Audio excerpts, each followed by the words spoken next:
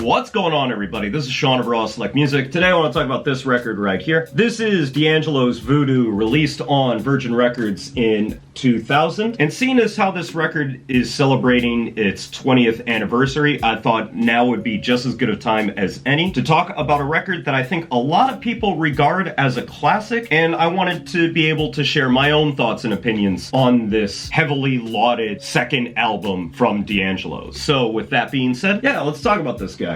I'll be honest with you guys, I think this might have been one of the hardest videos that I've had to make to date. And I say that because it was really hard to try to figure out an approach to how I wanted to talk about it. One, it's an album that's been talked about to death. Much like a lot of other classic or highly regarded albums out there, so much has been said on albums of this sort of high status. So it's really hard to figure out what new perspective you can add to an album that's been talked about so much already. And in terms of talking about the history of this record, there's so many videos on YouTube that would do a way better job than I ever could. Specifically, I would like to recommend that you check out DAngelo's own interview with Red Bull Music Academy that came out before the release of his 2014 album Black Messiah. He goes way in depth into the whole process of making this album, as well as his whole musical upbringing, and giving you a complete biography of himself and his ethos, as it were, into how he makes music. Then I'd also like to recommend that you check out Questlove's own interview with Red Bull Music Academy, because on that video he goes into how artists like J Dilla and DAngelo completely changed his perspective on drumming and how he came up with his style of drumming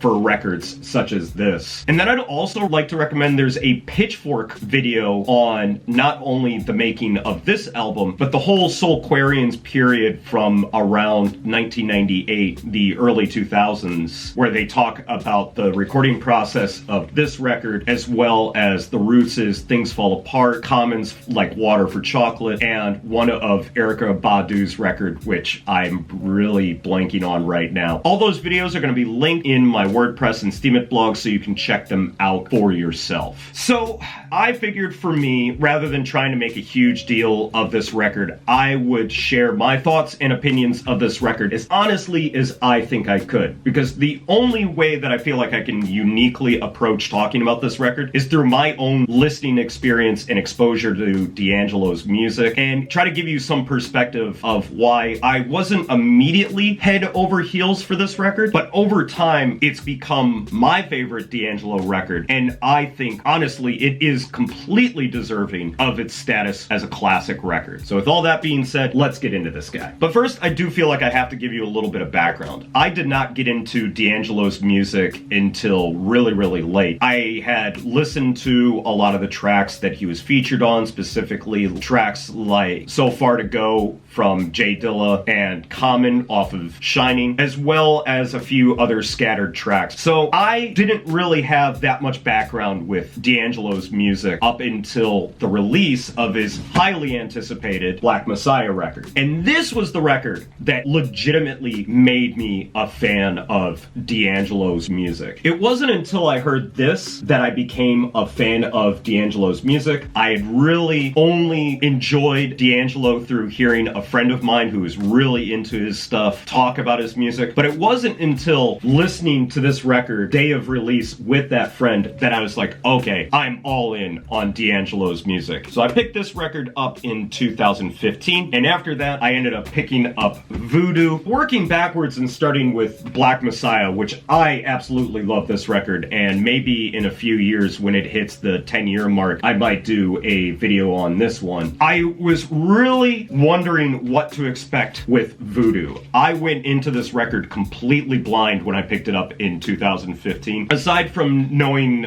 the infamous Untitled How Does It Feel music video, I really did not know what to expect from this record. But based on the Untitled track, which is this beautiful, lush, swing-heavy, slow burner of a soul track, I was really expecting to hear something like that pretty much throughout this entire record. So as soon as I bought it, pulled it out of the sleeve, dropped the needle on it, and I was ambivalent. Yeah, it was the first time I listened to it, I was like, yeah, this is cool. And surprisingly, it didn't really leave that much of an impact on me. When I first listened to this record, it really just did not scream classic to me. I guess the image that I had of a classic would be this lush, grandiose, earth-shattering, groundbreaking mission statement from your favorite artists, and I didn't really get that vibe from this. Rather than a larger-than-life record, I got a very unassuming, skeletal, sparse, jam-heavy record that, albeit is really, really cool, soulful, and funky, it just didn't have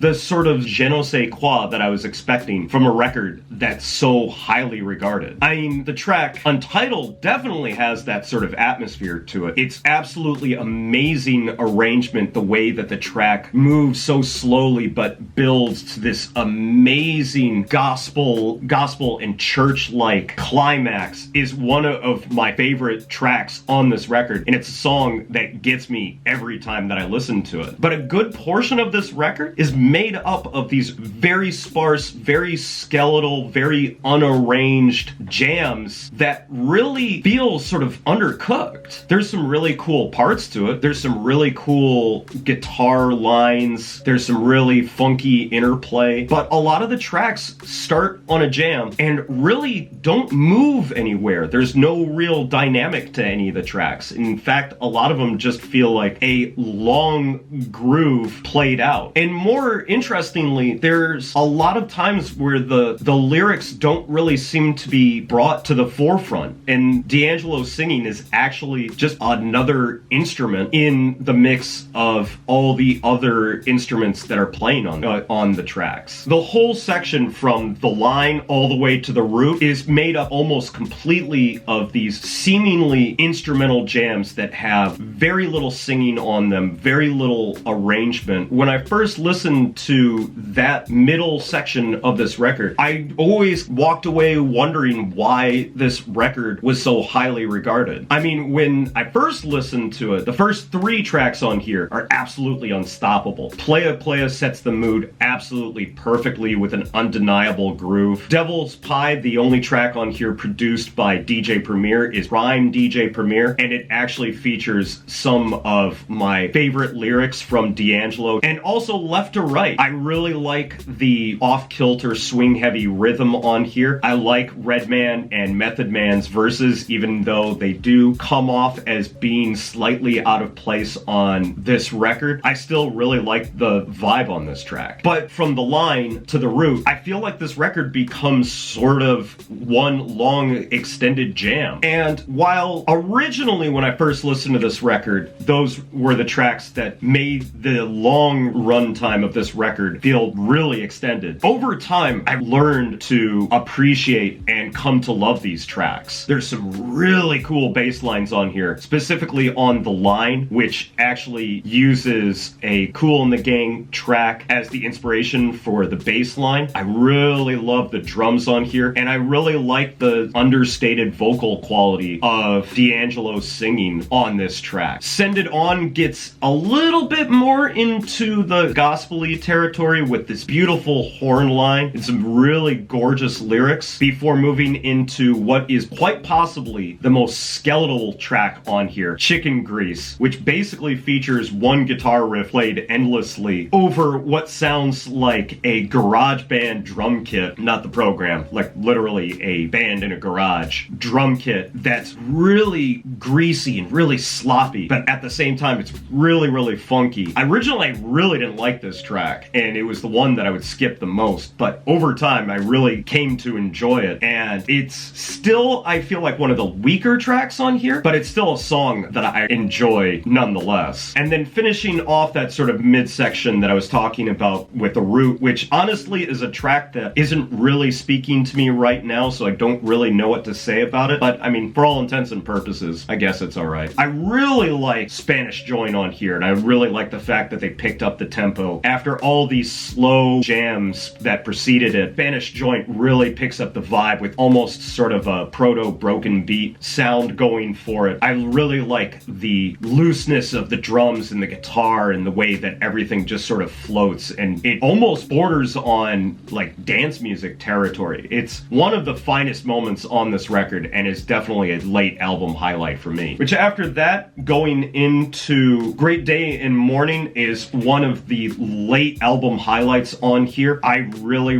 like this track, and I really like DAngelo's lyrics on this. And before I move any further, I have to talk about the Feel Like Making Love cover, which is easily my favorite moment on this record. The drums sound just like something Jay Dillis. The keys on it are perfect. DAngelo singing on it is absolutely perfect, and it might just be my favorite version of this song. I've already talked about Untitled. The last track changes the vibe a little bit with Africa and goes for something a little bit more melodic and a little bit more slowed down and a little bit more tribal. It's a little understated, but I do like this track nonetheless, and I do think that it works perfectly as an album closer. Overall, I feel like I maybe just nitpicked this record to death, but I feel like I should come back full circle and say I do absolutely love this record, and it may be the DAngelo record that I like and listen to the most. There's just something undeniable about the soulfulness of this record, the funkiness of this record, how it feels like an old school funk and soul record while at the same time doing something that at the time of its release was completely different and completely ahead of its time. And I think what I